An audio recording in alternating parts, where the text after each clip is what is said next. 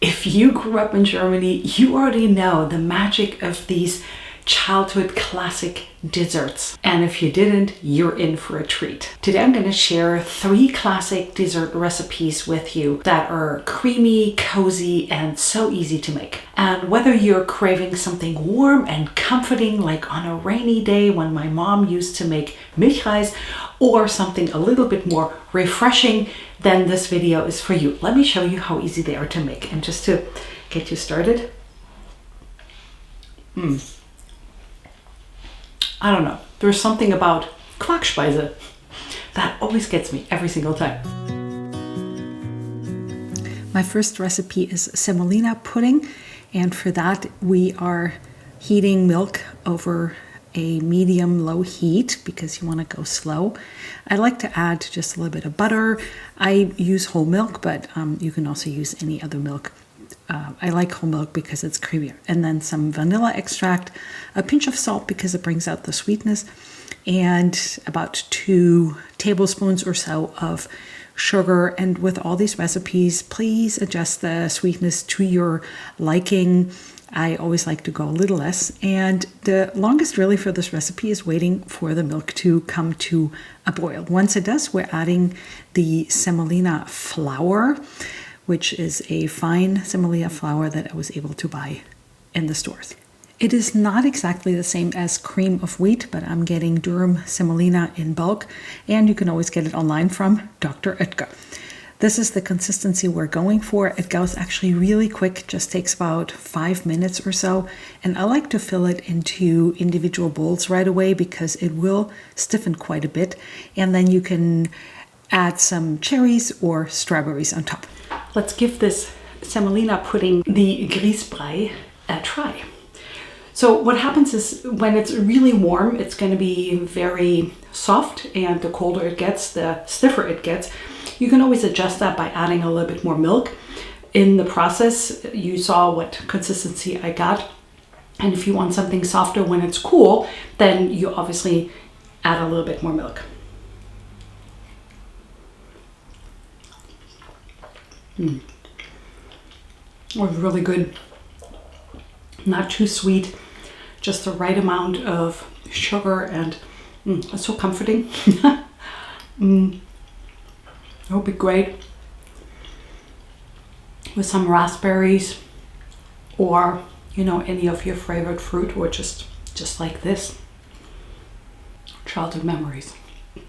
The next recipe is rice pudding, and is pretty similar actually to my semolina pudding, and we're heating milk over low-medium heat. We're doing that so that the milk doesn't scorch or boil to the bottom of the pot. And again, a little bit of vanilla extract, a little pinch of salt to bring out the sweetness and to bring the whole recipe together, and a little less sugar for this one, just about a tablespoon, because the rice has some sweetness of its own.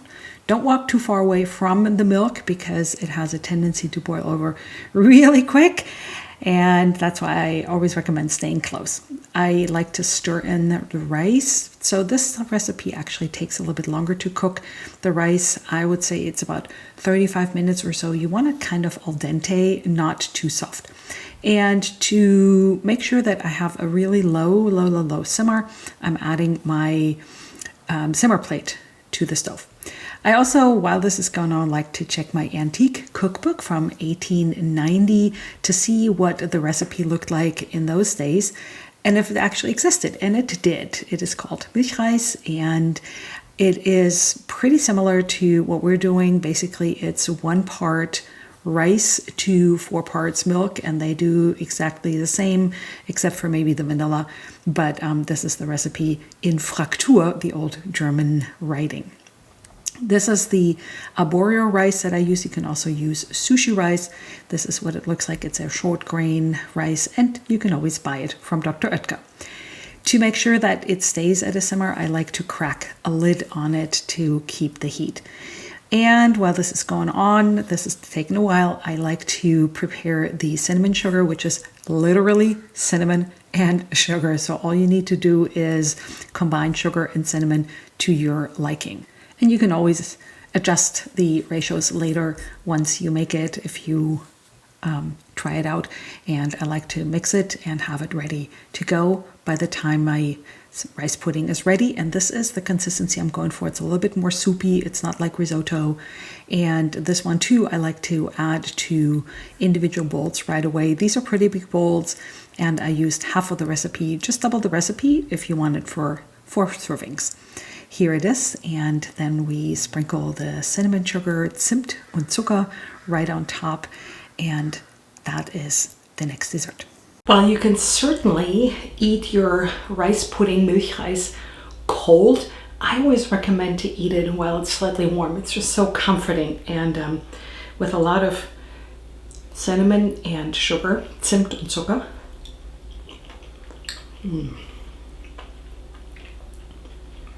Sends me right back to my childhood. This is so amazing. Oh, I hope you'll give it a try.